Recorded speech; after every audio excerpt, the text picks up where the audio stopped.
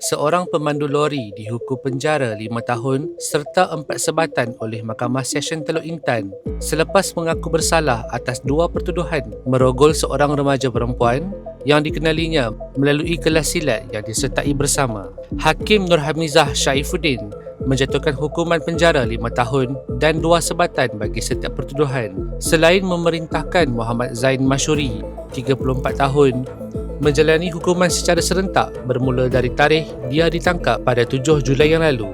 Mahkamah turut mengarahkan tertuduh menjalani kaunseling sepanjang tempoh pemenjaraan serta berada di bawah pengawasan polis selama 2 tahun selepas tamat menjalani hukuman. Mengikut pertuduhan, Muhammad Zaini didakwa merogol remaja perempuan berusia 14 tahun di dalam sebuah kereta di tepi jalan Sungai Ipil, Sungai Sumun, Bagan Datuk pada Mei lalu, sebelum melakukan perbuatan sama terhadap mangsa di ladang Bagan Datuk pada 3 Julai yang lalu.